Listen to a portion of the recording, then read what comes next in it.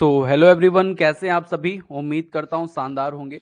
और आज हमारी जो क्लास होने वाली है, जो हमने कल पोएम पढ़ी थी टेन टर्न्स अवे, उसका आज हम एमसीक्यू सॉल्व करेंगे सेशन पे। ठीक है, तो चलिए स्टार्ट करते हैं। उससे पहले मैं कुछ इन्फॉर्मेशन दे दूं आप लोग को कि हमारी जो इंग्लिश पीजीटी मेंस की क्लास है वो स्टार्ट हो चुकी है।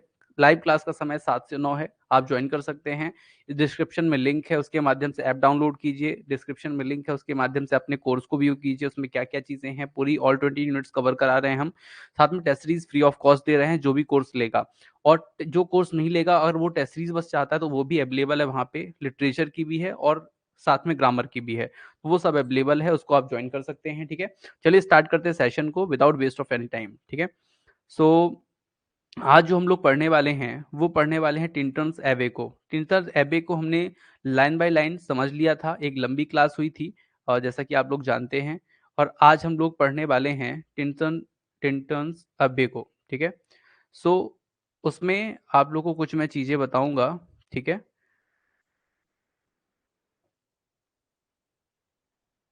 सभी लोग फटाफट ज्वाइन कीजिए क्लास को।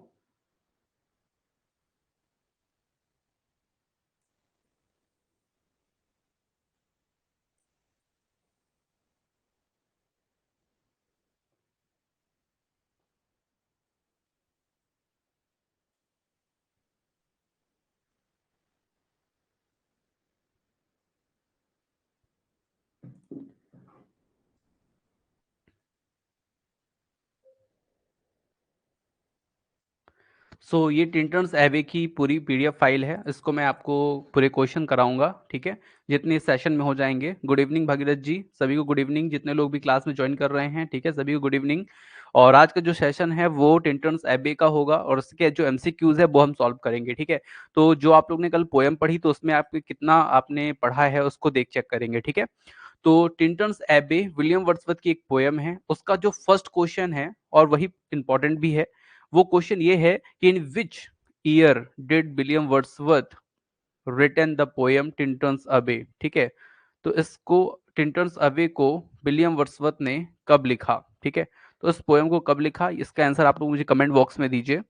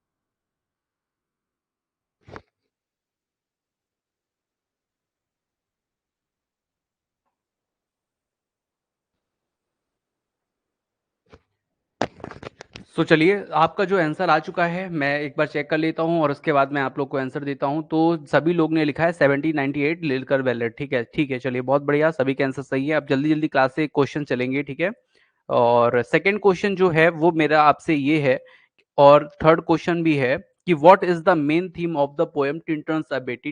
टिंटन्स एबे की जो मेन थीम है वो क्या है, और what is the setting of the poem टिंटन्स एबे। और जो टिंटन्स एबे का जो सेटिंग प्लेस है, सेटिंग पोएम है, सेटिंग प्लेस जहां पे पोएम को सेट किया गया है वो क्या है। इन दोनों के आंसर मुझे आप लोग कमेंट बॉक्स में दीजिए फटाफट। टैक्स बढ़ाकर, एक्चुअली टैक्स अगर बढ़ा करते हैं प्रमोद जी तो ये फिर थोड़ी सी प्रॉब्लम आ जाती है। इसको मैं और ज़्यादा पास करने की कोशिश करता हूँ। हाँ, ये बल्कि बेस्ट रहेगा, इसमें क्या है आपका आंसर भी छुपा रहेगा। ठीक है, तो आप लोग को और बड़ा कर देता हूँ टेक्स्ट बल्कि, यस, इस तरह का सही रहेगा। ठीक है,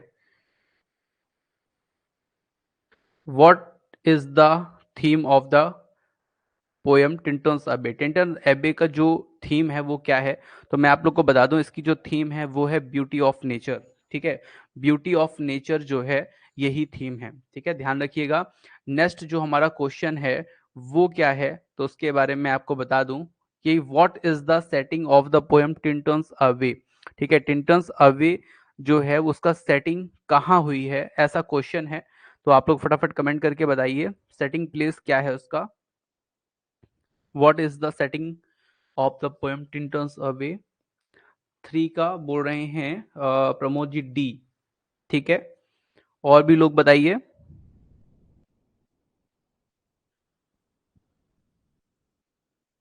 चलिए मैं आप लोग को बता देता हूँ कि जो थर्ड नंबर क्वेश्चन है उसमें जो टिंटन्स एबे की जिसमें सेटिंग पूछी गई है वो है कंट्री साइड। ठीक है, कंट्री साइड मतलब सिटी की तो बात नहीं हो रही थी, चर्च की बात नहीं हो रही थी, मोनेस्ट्री तो कोई वर्ड ही नहीं आया, सिटी बल्कि वर्ड आया भी था।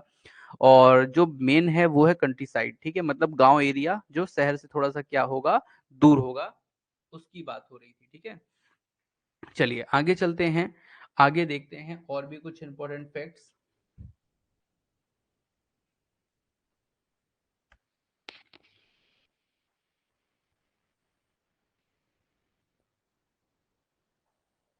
चलिए नेक्स्ट क्वेश्चन आप लोग का है कि who is the speaker in the poem टिंटन्स एबे। टिंटन्स एबे के जो स्पीकर हैं वो कौन है। ठीक है, तो टिंटन्स एबे के स्पीकर का आपको नाम बताना है, वो कौन है, मतलब किसने इसको लिखा है। तो ये पोयम का एक क्वेश्चन होगा। इसका जो मैं आप लोग को आंसर बता दूं कि जो टिंटन्स एबे को जिसने लिखा है तो उनका नाम है भैया यहाँ पे विलियम वर्ड्सवर्थ। ठीक है, जो विलियम वर्ड्सवर्थ ने इस पोयम को लिखा है तो वही इसके क्या हुए ओरिजिनलिटी में।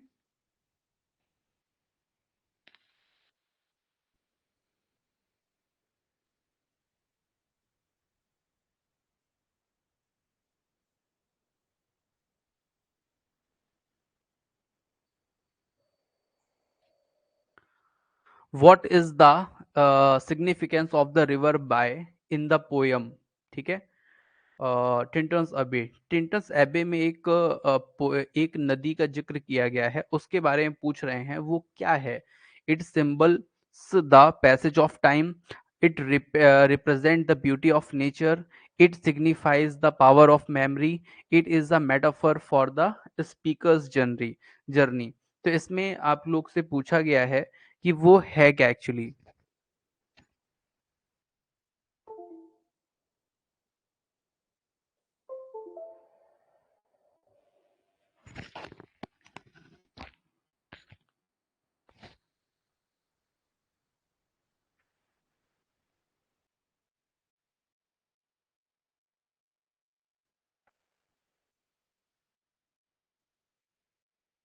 चलिए तो आप लोग को इसका आंसर बताना है इस क्वेश्चन का, और उम्मीद करता हूं कि आप लोग के आंसर आ भी गए होंगे। और यहाँ पे जो क्वेश्चन नंबर 5 है उसका जो आंसर जो बता रहे हैं प्रमोद जी वो बता रहे हैं ए। ठीक है, तो what is the significance of the river Wye is the poet, इसका जो है सिंबल है एक्चुअली वो। ठीक है, एक समय का एक क्या है वो सिंबल है। जैसे यहाँ पे मैंने अगर आपको कल आपने ध्यान से पोएम पढ़ी होगी तो मैंने आपको एक चीज बताई थी कि जो पोएट हैं, जैसे वो पोएट जंगल नदी पहाड़ों में इधर उधर घूमते रहते हैं, वैसे ही ये नदी भी है एक प्रकार की जो पोएट को बिल्कुल क्या करती है, सिंबल करती है। जैसे ये नदी भी ऐसे नदी पहाड़ों के बीच में घूमती रहती है, जैसे कि हमारे पोएट घूमते रहते हैं, है ना, घूमंते टाइप के लोग हैं ये। ठीक है, नदी और कौन, पोएट। क्वेश्चन है हमारा, what does the speaker of the poem mean by the still and music of humanity. मतलब यहाँ पे एक वर्ड है कि still said music of humanity. यहाँ पर जो what does the speaker of the poem, मतलब जो स्पीकर ऑफ द पोयम, इस पोयम के जो स्पीकर हैं उनका मतलब क्या है, जो उन्होंने ये बोला था still and music of humanity. ठीक है। इसका मतलब पूछ रहे हैं पोएट की जो मैंने पोयम में बताया है उसका मतलब है क्या। The speaker is morning the loss of humanity, the speaker is celebrating the preservance of humanity, the speaker is acknowledging the suffering of humanity, और uh, speaker is praising the creativity of humanity। इस question का answer आप लोग comment box में दीजिए, इसका A B C D कौन सा ऑप्शन होगा। ठीक है, तो इसका आंसर आपका इंतजार में हूं मैं।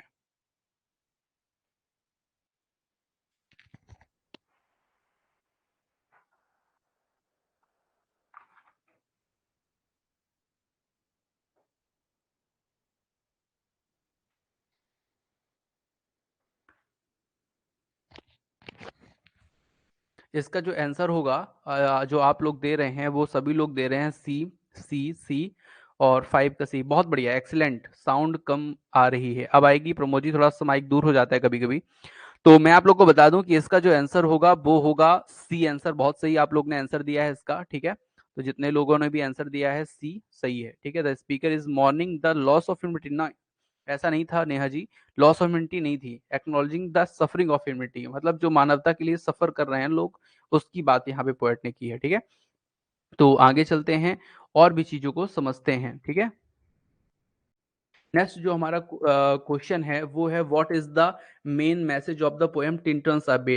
जो टिंटन्स एबे है उसका जो मेन क्या मैसेज है वो क्या है, टिंटन्स एबे का जो मेन मैसेज है वो क्या है, इसको पोएट हमारे क्या कर रहे हैं, पूछ रहे हैं। ठीक है, तो इसका आप लोग आंसर दीजिए। The importance of preserving nature, the beauty of memories, the value of friends, the power of humanity creativity. इसका आंसर आप लोग फटाफट दीजिए।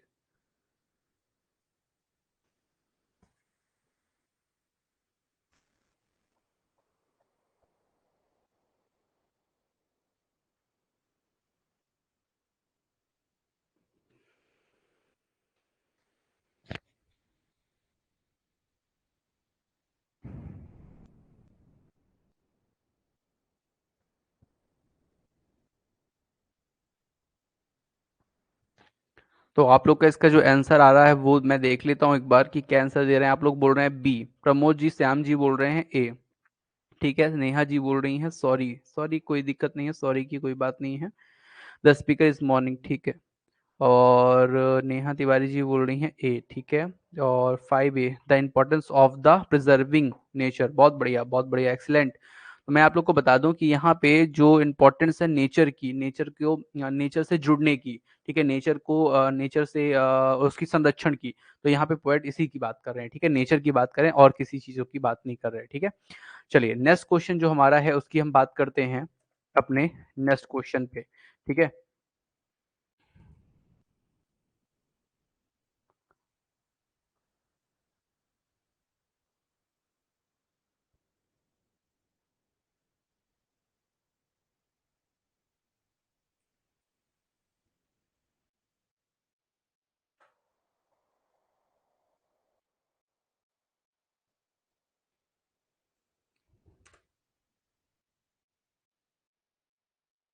चलिए हमारा ये क्वेश्चन है what is signifies of the title टिंटन्स एबे इन द पोयम। जो टिंटन्स एबे पोयम है वो क्या चीज बताता है, किस चीज को बताने की कोशिश करता है, ऐसा हमारा क्या है क्वेश्चन है। ठीक है, अब इस क्वेश्चन का आंसर आप लोग देंगे फटाफट। ठीक है, फटाफट इसका आंसर देंगे। टिंटन्स एबे जो है सिग्निफाइज क्या कर रहा है यहाँ पे,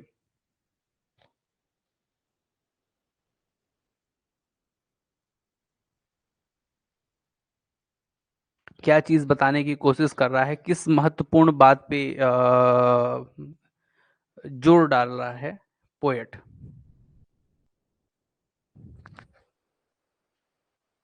चलिए, तो इसका आंसर मैं आप लोग को बताता हूँ। आप लोग ने बोल रहे हैं सभी लोग ए, ठीक है, स्पेशली प्लेस हैज विजिटेड, ठीक है। और प्रमोद जी बोल रहे हैं, नेहा जी बोल रही हैं, नेहा तिवारी जी बोल रही हैं द इंपॉर्टेंस ऑफ प्रिजर्विंग, ये तो नेक्स्ट वाले का है। और आगे आप लोग भी आंसर दीजिए जो लोग भी जुड़े हुए हैं फटाफट। केपीटी, नेहा जी, नेहा श्रीवास्तव जी, प्रमोद जी, श्याम बदन जी, भागीरथ जी, ठीक है। और प्रमोद कुमार मिश्रा जी, दो प्रमोद जी जुड़े हैं एक्चुअली, नेहा तिवारी जी और नेहा राठौर जी, सभी लोग आंसर दीजिए फटाफट कमेंट इसका। तो इसमें जो आप लोग के आंसर आए हैं उनके आधार पे मैं आप लोग को बता देता हूँ कि यहाँ पे जो आंसर इस क्वेश्चन का है वो बिल्कुल यही है। It represent a specific place that the speaker has visited. ठीक है, मतलब जो जिस जगह पे वो विजिट कर रहे हैं उसी स्पेसिफिक प्लेस का जो बात है वही है टिंटन्स एबे। ठीक है, चलिए आगे चलते हैं, नेक्स्ट क्वेश्चन की बात करते हैं। नेक्स्ट जो क्वेश्चन है हमारा वो है, what does the speaker mean when he says that time is past and all its aching joys are now no more. ठीक है, अब यहाँ पे ये जो लाइन है ये एक्चुअली सीधे सीधे पोयम की लाइन को ही क्या कर लिया गया है, उठा लिया गया है। ठीक है, और उसके बारे में पोएट हमसे पूछ रहे हैं कि what does the speaker mean. Speaker का मतलब क्या था, द टाइम इज पास्ट, जो समय है वो बीत चुका है, and all its aching joys, मतलब जो दर्द में मजा था, are no more, are now no more, अब वह दर्द का मजा जो है वो नहीं रहा। मतलब एक समय होता है ना कि जब दर्द में भी मजा होता है, तो उसकी पोएट बोल रहे हैं कि वो दर्द का जो मजा है अब वो नहीं रहा। ठीक है, तो यहाँ पे इस क्वेश्चन का आप लोग आंसर मुझे देंगे फटाफट कमेंट में। ठीक है,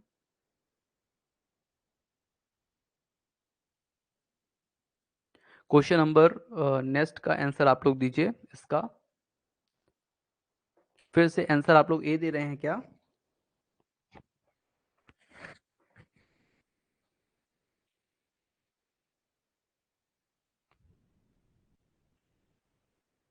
बी दे रहे हैं, भागीरथ जी बी बोल रहे हैं, reflecting on the fleeting nature of happiness.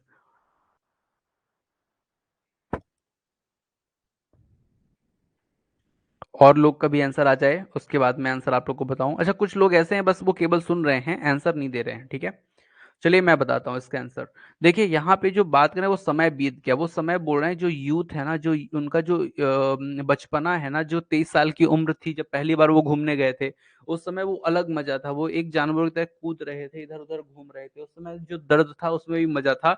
वही पोएट बोल रहे हैं कि वो समय बीत गया, तो वो अपनी लॉस जो यूथ है उसको वो क्या कर चुके हैं, लॉस कर चुके हैं। इसी को वो यहाँ पे क्या कर रहे हैं, बता रहे हैं। ठीक है, द स्पीकर इज लैमेंटिंग, मतलब दुख है, the loss of his youth, अपने यूथपन, मतलब जो उनका यंग एज का जो समय था उसको गवा करके दुखी हैं।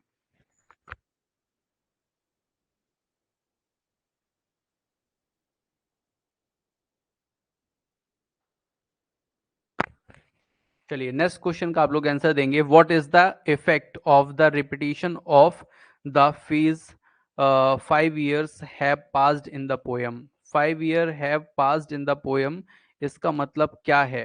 तो इसको आपको बताना है और फटाफट बताना है इसका आंसर।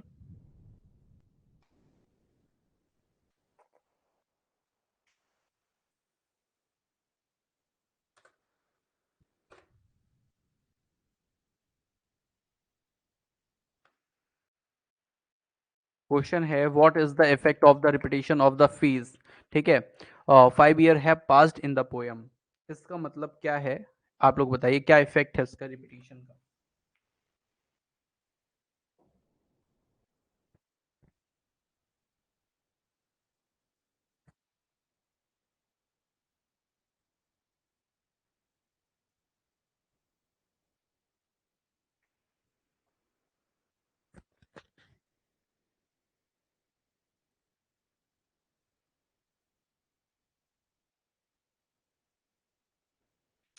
तो यहाँ पे इसका जो मतलब है, आप लोग का जो कमेंट आ रहे हैं उससे मुझे ये पता चल रहा है। यहाँ पे नेहा श्रीवास्तव जो बोल रही है, सर मैं खाना बना रही, ब्लूटूथ लगाकर सुन रही, आंसर सब रिप्लाई नहीं कर सकती। ओके, कोई बात नहीं नेहा जी, आप सुनते रहिए।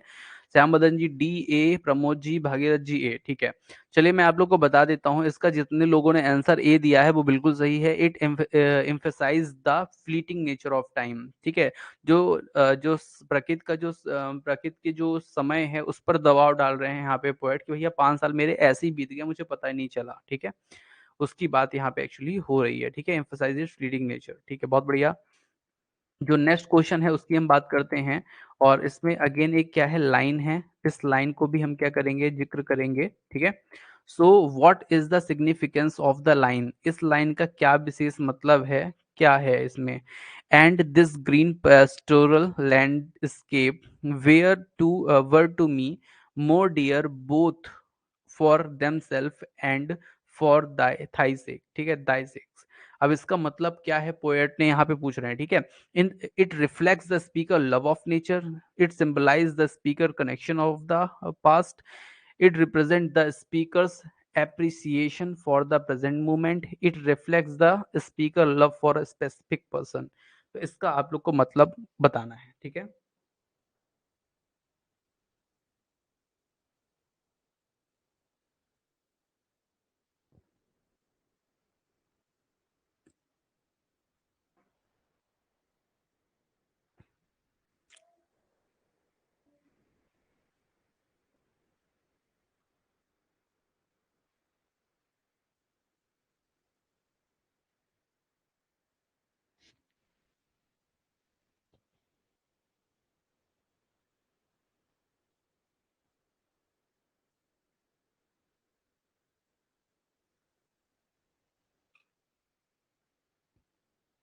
And green pastoral landscape were to me more dear both for themselves and for thy sake। तो इसका आंसर जो आप लोग के आए हैं उसमें सभी लोग दे रहे हैं, कुछ लोग ए लिख रहे हैं, कुछ लोग लिख रहे हैं बी, ठीक है। तो चलिए मैं आप लोग को बता देता हूँ। जो ये ग्रीन पेस्टोरल लैंड है ना, ये एक ऐसी जगह को कहा गया है कि जहां पर ये आराम करेंगे और वहां से देखेंगे, किसको देखेंगे, ग्रीन पेस्टोरल लैंड को देखेंगे, जो हरी भरी ग्रामीण जगह है ना उसको देखेंगे। वर टू मी मोर डियर यहाँ पे एक पर्सन को इन्होंने क्या किया है, डिनोट किया है, वो इनकी बहन है। Both for them self and for thy sake, ठीक है। तो यहाँ पे जो मोर डियर है ना, वो एक स्पेसिफिक एक पर्सन की बात हुई, अपनी बहन को इन्होंने बोला है। तो it reflect the speaker love of nature, तो लव ऑफ नेचर को नहीं, ठीक है। It symbolize the speaker connection to the past, नहीं। It represent the speaker appreciation for the present moment, नहीं। It reflect the speaker love for a specific person, yes, specific person के लिए इन्होंने क्या किया है, मोर डियर का यूज किया है, ठीक है। चलिए नेक्स्ट आगे चलते हैं और भी इसमें हम लोग चीज समझते हैं, ठीक है। Love for a specific person, yes. Next question जो है हमारा उसको देखते हैं। इस क्वेश्चन में है आपका क्या, what is the role of imagination in the poem Tintin Abbey? It is a hindrance of the speaker's appreciation of nature. It is a way for the speaker to connect with the beauty of nature. It is source of fear and anxiety of the speaker. It is a way for the speaker to escape from reality। अब इन इसका आप लोग answer देंगे फटाफट, ठीक है।